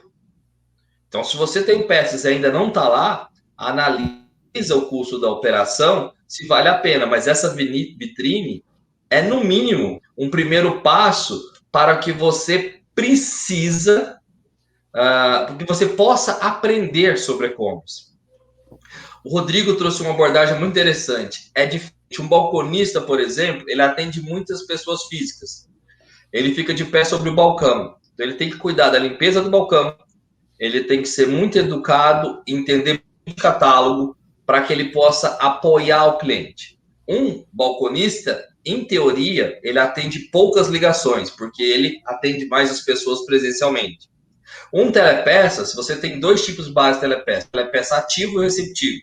Telepeça ativos é o que trabalha com a lista de oferta, abordando o cliente, ativando o cliente para vender. E o telepeças mais maduro, ele é muito receptivo. Ele tem uma carteira de clientes que já liga para ele e já ocupa o espaço dele diário.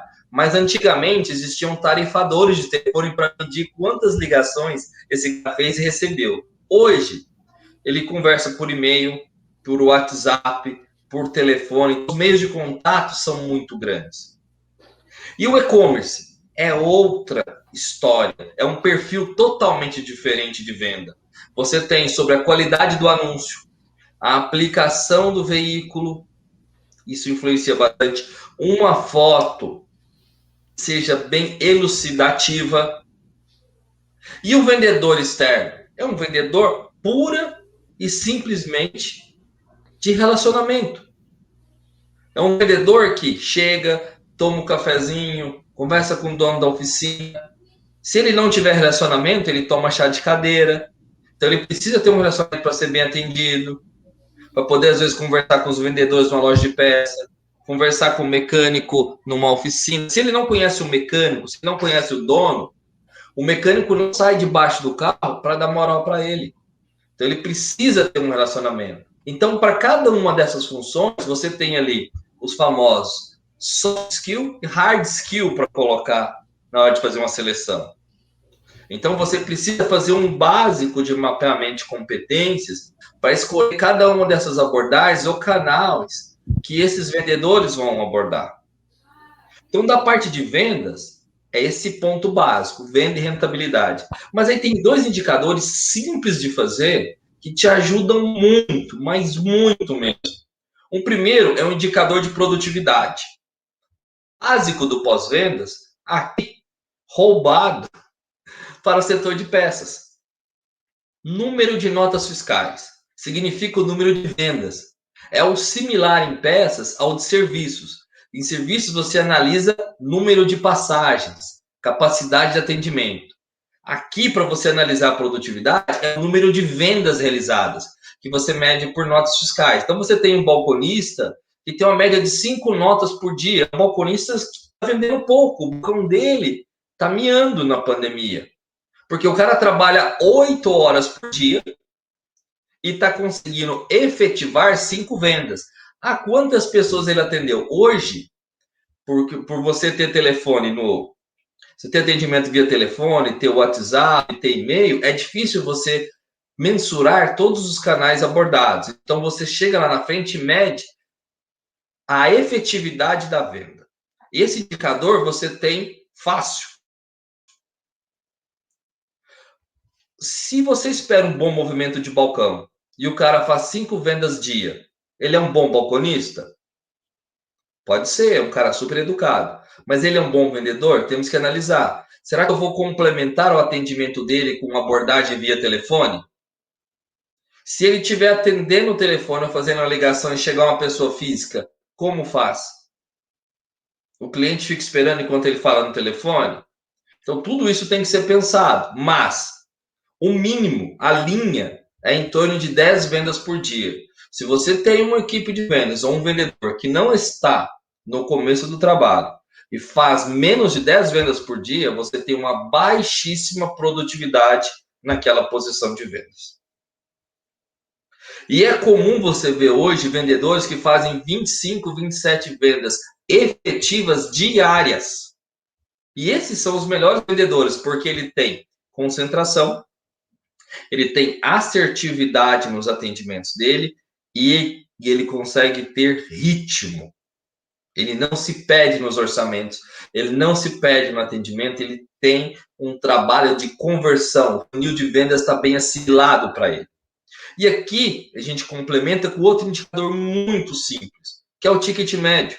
Na oficina, você analisa o ticket por veículo, por passagem. No balcão, no telepeça, você analisa dividindo pelas notas fiscais.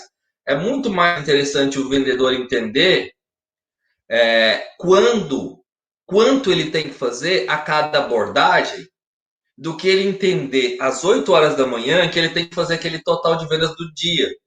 Então é mais fácil o vendedor entender, ao invés dele precisar vender 3 mil para o dia dele ser um dia ganho, que ele tem que fazer, por exemplo, 10 vendas, tentando manter um valor de 500 por cliente. Então ele atendeu o telefone, ou ele fez ligação, ou ele recepcionou o cliente, ele coloca na cabeça, esse cliente veio comprar a peça tal, vou tentar convertê-lo para R$500. Vou pegar os itens complementares ao que ele está falando. Vou perguntar se quer trocar os itens complementares, ver se os itens estão desgastados. É claro que a abordagem de ticket médio é difícil e quase impossível de você fazer quando você pega, por exemplo, uma licitação, quando você pega um orçamento fechado. Mas até bem pouco tempo atrás, por exemplo, no atendimento de seguradora, existia uma coisa chamada complemento, que é onde o vendedor sugeria algumas peças que não estavam no orçamento e precisava ser feito. Hoje está mais difícil com o atendimento de seguradoras. Até bem pouco tempo atrás, o complemento era comum. A abordagem do vendedor, o vendedor dizer no catálogo quais itens precisavam ser trocados se não estava no orçamento, ele sugeria um aumento já de ticket para o cliente, prestando um serviço para ele. Então, aqui você tem dois indicadores. O vendedor é muito espertinho. Ele vai pegar uma nota e dividir em duas, que aí ele mostra que ele está produtivo para você. Mas quando ele dividiu a nota em duas, o ticket médio daquela venda foi pela metade. Ele vai ter que correr para recuperar. Então, todos os espertinhos existem. Aqui eu coloquei um básico do quadro de gestão e ele tem só mais uma abordagem para a gente fechar do dia, né?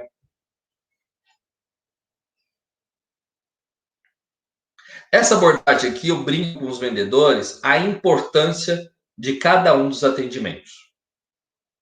De cada um. O vendedor poder acompanhar o ticket médio, poder acompanhar a nota fiscal, faz com que o vendedor possa trabalhar um atendimento por vez. Que a concentração dele esteja no cliente abordado da vez. E não ele pensando no próximo.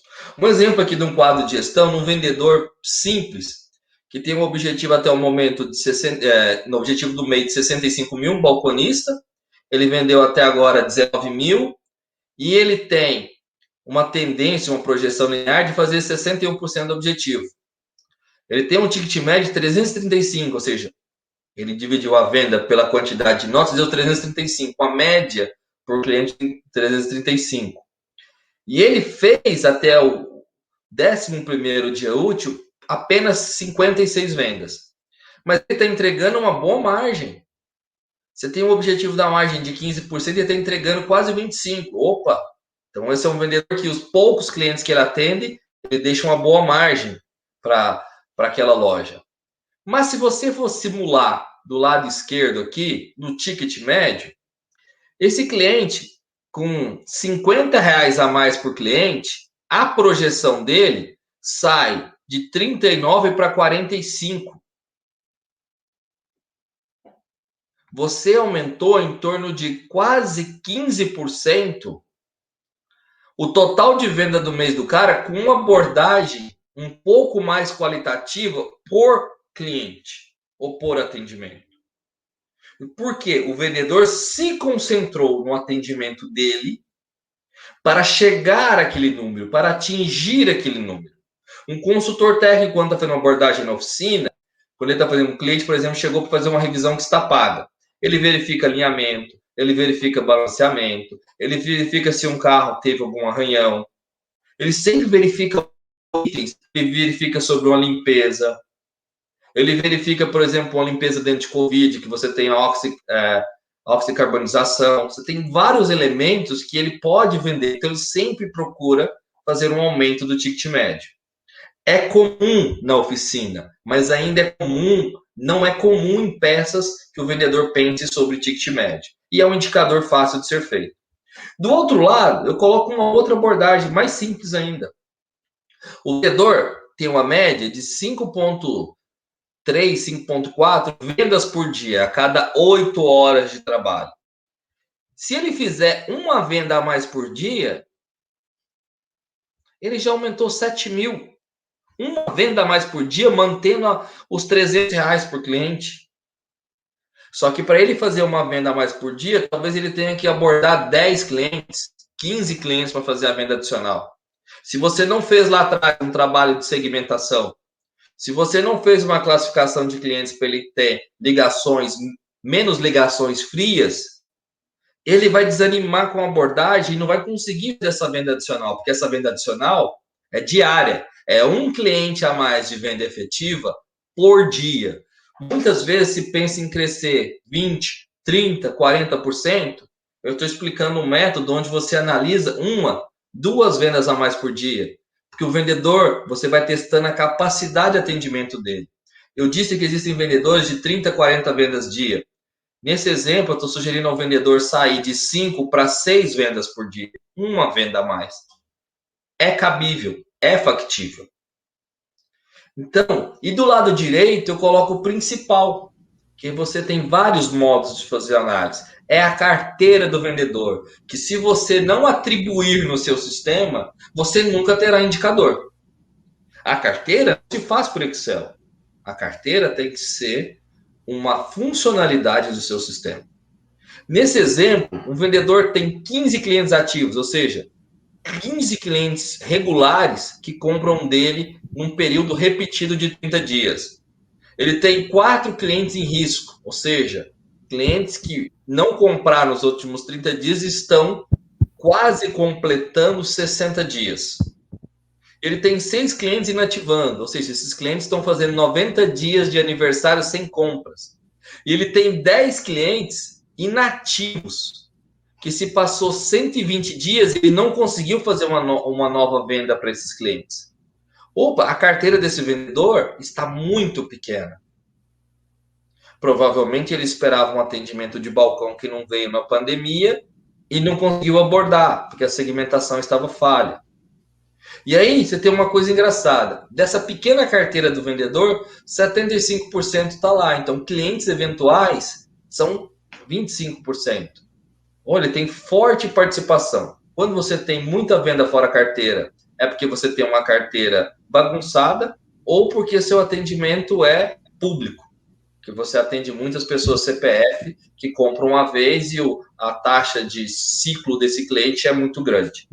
E você brincar por segmentar os seus clientes. Por exemplo, cliente 1, acima de 5 mil reais. Esse cliente não tem nenhum cliente regular que compra nos 3 meses mais do que 5 mil dele.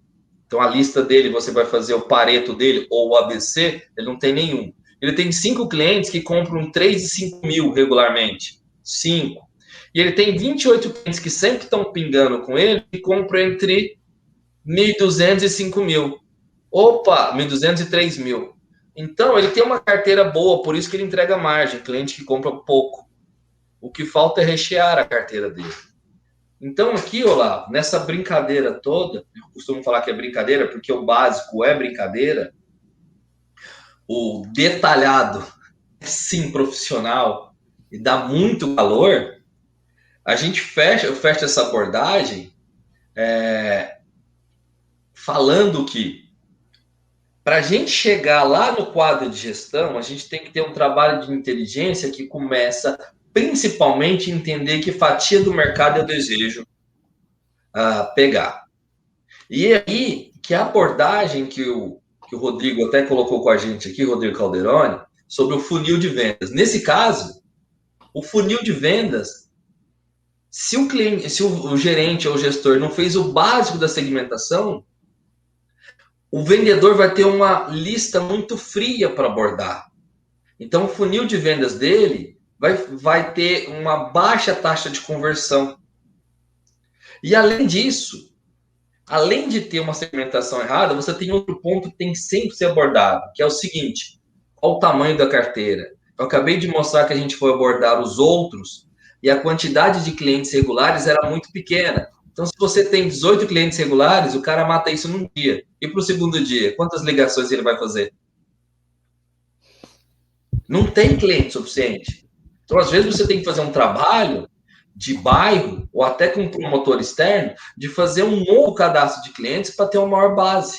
Porque os clientes que te abordam, tu não conhece, e os clientes que você vai abordar, você precisa conhecer para pelo menos criar uma massa. Lembrando que, para fechar, se tu tens um bom jogador de futebol e ele bate 10 pênaltis e faz 3 gols, ele é muito ruim. Se tu tens um vendedor de peças que prospecta 10 clientes e faz 3 vendas, ele é um vendedor muito bom. Então, o trabalho de peças, o trabalho de abordagem de vendas é sempre um trabalho de vencer objeções. Caraca, Wellington. Eu fiz um MBA de peças hoje, por mais básico que possa ter parecido para alguns. O que a gente viu aqui, então, basicamente, é que começa entendendo o tamanho do potencial. Aí eu sei o tamanho do potencial, eu sei aonde eu estou chegando, o tamanho do potencial, se eu estou chegando agora como gestor de peça em algum lugar, se eu estou há pouco tempo ali, essa dança das cadeiras que aconteceram nesse nosso momento pandêmico, trouxe muito disso. Tem muito gestor, supervisor, encarregado, o nome que quiser dar, que chegou agora numa marca diferente, porque são universos completamente diferentes. Ah, eu sou 20 anos gestor da marca X. Pô, saí e fui para a marca Y, é todo um aprendizado. O conceito, a base da informação é a mesma, mas o mercado é outro. Tem uma diferença muito grande do líder de vendas com um potencial, como foi o início dessa live, gigantesco, e de aqui alguém que está pegando um pequeno nicho agora. Então, eu conhecer o tamanho e aí eu começar a segmentar cliente, muito importante. Tu vê que toda a estratégia que tu veio desenrolando aí, veio nos dando, soltando o fio, ele começou, eu sei o tamanho do potencial, mas aí ele começou entendendo melhor agora a segmentação dos clientes e da importância disso. E a gente já viu que além de ser um gestor que tem que ter um conhecimento, tem que ser um baita líder, porque a segmentação cliente, ela é dada na emissão, na hora que eu fecho ali no meu sistema. E se eu não botar corretamente ali, e quem bota não é o gestor, que aí é só o que me falta, o gestor, além de apertar o F3 para dar desconto, tem que ir lá botar a segmentação certa. Precisa do cara que está fazendo a venda. Então, eu preciso que ele compre essa ideia, que ele entenda a importância de ter isso. E aí a gente foi para a segmentação de produto.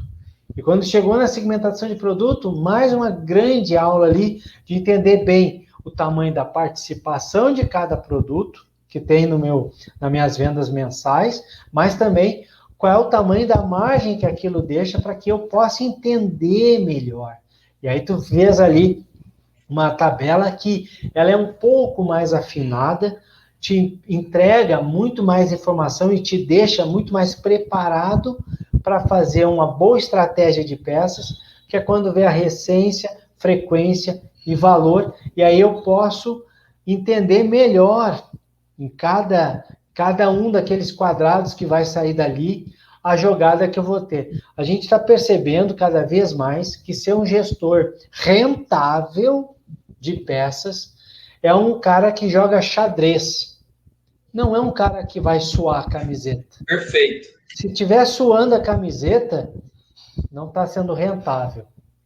É um cara que joga xadrez. É um cara que conhece as jogadas e sabe o que está acontecendo no mercado, antevê as próximas jogadas do mercado e está preparado para isso. E aí tu chegou num ponto que é a gestão das pessoas. E aí, mais uma vez, por mais básico que seja, a gente percebeu que não, que muitas e muitas e muitas empresas, muitas e muitas concessionárias estão lá, e o que a gente vê todo dia. E se não é, quem está nos assistindo pode falar aí, mas pessoal, eu falo com os gerentes o dia todo. Cara, o que eu mais vejo é, qual é a tua meta? E o cara me larga na lata. Cara, eu corro atrás de faturamento. Tá, mas fatura no quê? A que custo? Não, eu tenho que faturar 1 milhão de peças. E isso está muito longe de ser o que tu passou aqui, né, Wellington? De toda uma explicação de que é um faturamento que vem desses canais, que vem dessa segmentação de clientes, dessa segmentação de produto, até para que a gente seja estratégico. E por que isso?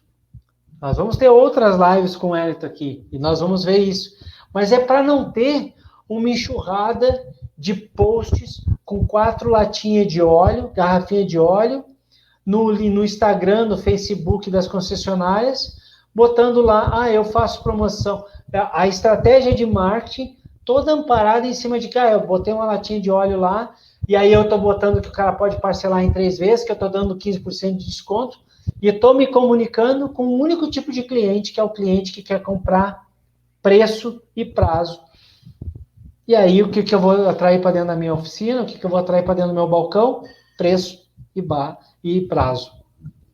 Achei assim, ó, Wellington, foi hoje foi uma live que durou um pouco mais, mas que realmente nos colocou num outro patamar. Para quem já conhecia tudo isso, a gente reitera. O Dário até trouxe aqui, ó, lá em 2012, no início da minha jornada como consultor na Assobrave para a rede, o básico era o desafio diário. Hoje, o básico ainda é o desafio. Logo, fazer um básico é um grande desafio. É verdade.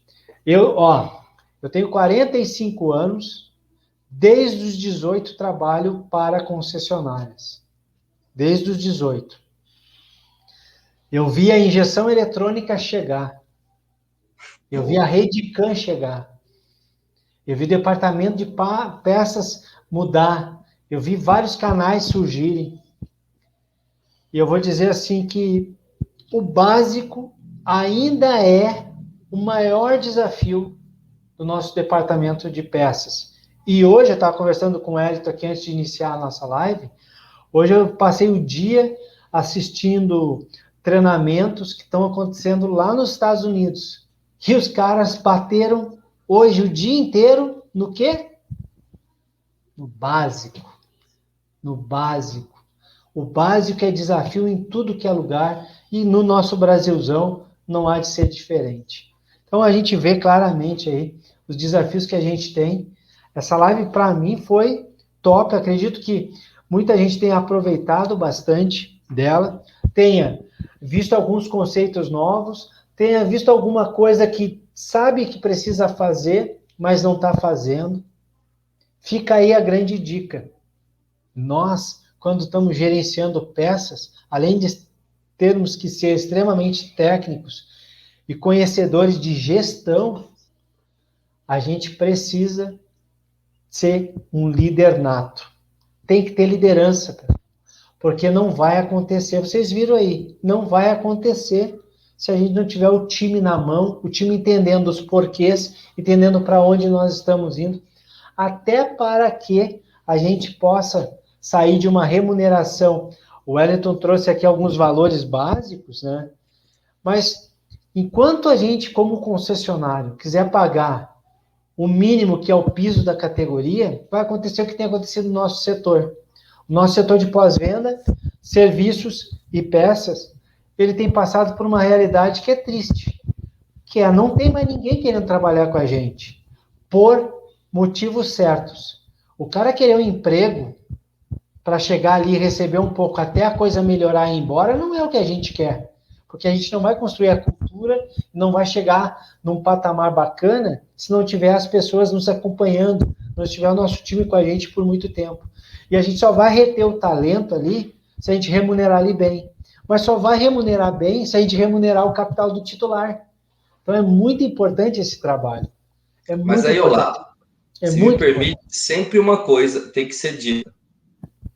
O gestor de peças, ele trabalha com 10 mil SKUs, famílias de peças diferentes, segmentos de clientes diferentes. Então, ele não é um cara comercial, não é um cara técnico, não é um cara analítico. Ele precisa, sim, na hora de mapear os skills dele, ter tudo isso. Se você tem um cara que trabalha com 12 mil referências e não consegue um básico de fazer uma análise no seu sistema, ou se te extrair do sistema e fazer um básico de alguns cruzamentos no Excel ou no Power BI, ele já não serve. Ele vai ter que onerar o departamento e contratar um analista para fazer esse trabalho para ele. Ou não faz. Então, o gestor de peças que memorizava código, ele está mais de um derrame do que de um bom jogador de xadrez. Que saiba fazer os análises. Por mais que ele tenha experiência, se ele não faz as análises, ele não ganha segurança. E aí a sua parte comercial fica comprometida, porque ao não ter segurança, você não é fiel aos seus argumentos para trazer a sua equipe junto com você ou para fazer um novo payback junto ao empresário investidor. E tem uma alternativa. Ou ele domina isso e vai levar um tempo, ou ele onera o departamento e contrata alguém para fazer isso por um bom tempo. São duas alternativas, tá tudo bem, cada um escolhe a que quer. Mas eu acredito que os extremos nunca são bacanas. Eu prefiro sempre o caminho do meio, sabe? Eu prefiro sempre a mediana das coisas. E aonde nós encontramos isso? Numa consultoria, aonde a gente pode trazer alguém com expertise e nos ajudar por um período de tempo a iluminar, a ter visão, a construir uma estratégia e a ajudar a implementar essa estratégia. É muito mais barato e o ROI é muito mais rápido se a gente tentar passar por essa floresta acompanhado de alguém que possa nos ajudar. E sozinho dá? Claro que dá, mas pode custar o nosso emprego. É muito importante saber disso. Eu posso ir sozinho? Pode, mas pode custar o nosso emprego. Por às vezes eu desconhecer alguns conceitos, é uma coisa. Pode ser que me custe um emprego por eu não ter a liderança necessária de implementar o conhecimento que eu tenho com o meu time. Também pode me custar esse emprego. Verdade. E às vezes eu não tenho os dois. Às vezes eu tenho os dois e me falta um terceiro, que é a minha habilidade de passar essas informações, a minha estratégia, de maneira coesa para o titular ou para o diretor. E aí me custa o emprego também. Mas eu posso ir sozinho. Eu posso carregar o departamento com um passivo financeiro trabalhista, contratando alguém? Claro que posso. Também está tudo bem. E leva um tempo. E eu posso também trazer uma consultoria, botar ali do meu lado e me auxiliar. Pode ser uma consultoria que vai me auxiliar na liderança, pode ser uma consultoria que vai me auxiliar a ter a tranquilidade de passar isso junto aos titulares, e pode ser que eu tenha uma consultoria que vai me permitir enxergar melhor, modular tudo isso que se precisa, e aí sim trabalhar com tranquilidade.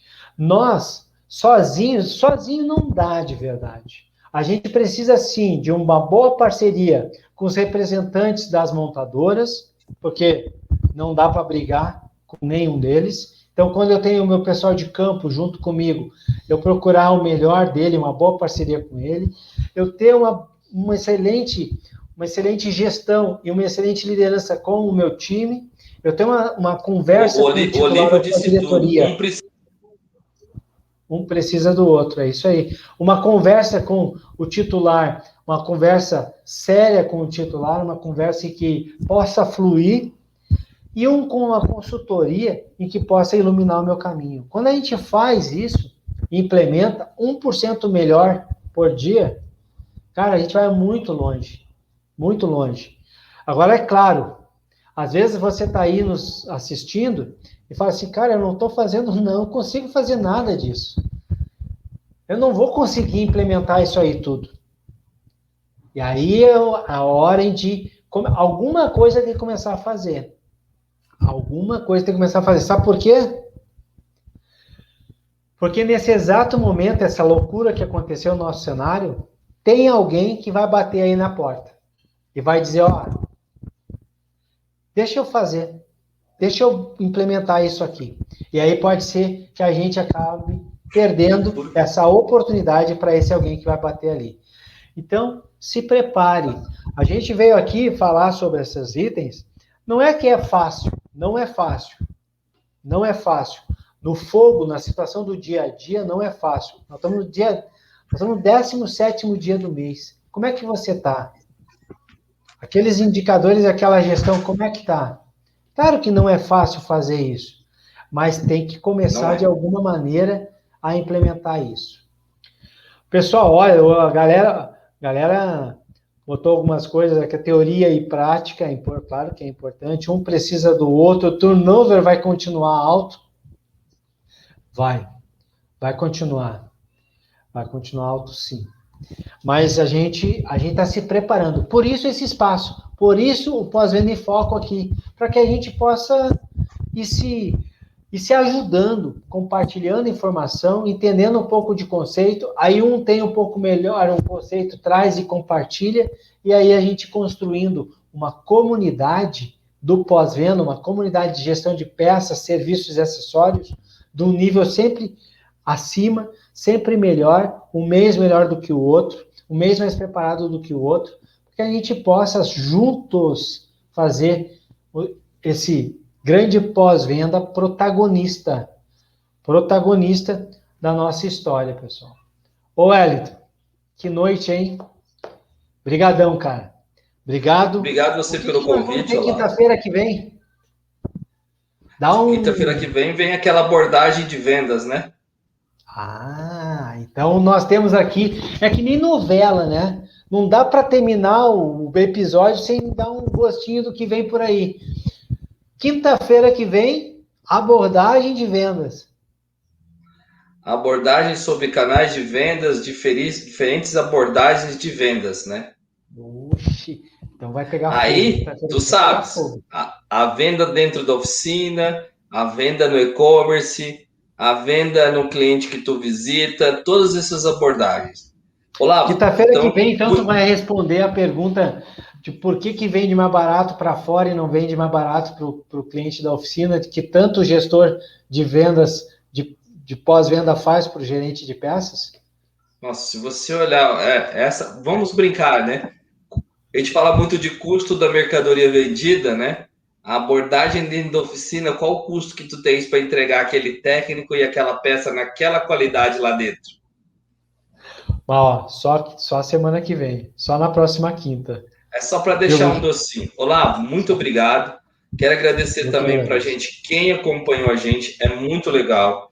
Estou tendo ótimos feedbacks de pessoas que me ajudam. De todas as funcionárias que eu vi, em cada lugar que a gente não encontrava, que a gente brincou de básico, era uma oportunidade de fazer. E a cada gerente que você senta do lado dele, ele te ensina demais. Por quê? Uma palavra que cada gerente fala para um consultor quando vai visitar ele é: aqui é diferente. Seja profissional e fale para ele, me mostra esse diferente. Quero aprender contigo. E aí tu engrandece. Eu acho que esse é o principal ponto. Aprender com essas diferenças. Outros caminhos para se chegar no mesmo resultado, né? Outras abordagens. Você vai aprendendo desde o carisma até uma análise, um BI que você nunca viu, um tipo de segmento de peça que quase ninguém achou que o cara está no Oceano Azul. Então, isso tudo é factível de aprender, que quando tu chega num lugar mais com a cabeça de que vai trabalhar em parceria, um precisando do outro, do que tu chegar achando que vai ensinar. Mas sempre com a perseverança de ir para frente. Tu começou a fazer um trabalho, trabalhaste com foco em chegar, persevere, ou como diz o pessoal da tua terra, pelei para tu chegar no final. Porque muitas das vezes a energia acaba antes de chegar no final e às vezes você está muito perto de chegar. Então, persevere, lute, acredite no foco do teu planejamento e continue. Tá? E de novo, muito obrigado por quem assistiu a gente. Muito obrigado para quem deu feedback. Muito obrigado a todos os professores que eu tive e ainda tenho todos os dias. E principalmente as grandes discussões que cada um pensa de um jeito e acaba um ensinando para o outro. Nós já tivemos aqui no Pós-Venda em Foco, 57 professores só no Pós-Venda em Foco. Porque a cada Pós-Venda em Foco vem alguém ensinar algo. Além desses, Nós tivemos centenas de professores que, através do chat, acabam trazendo algum tipo de informação, algum tipo de aperfeiçoamento, alguma colaboração que faz a gente, opa, isso aí eu não tinha visto.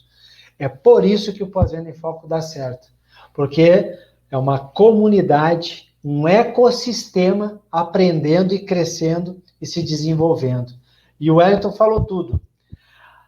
Nós estamos aqui, todos, para nos aperfeiçoar, para melhorar um pouquinho cada um.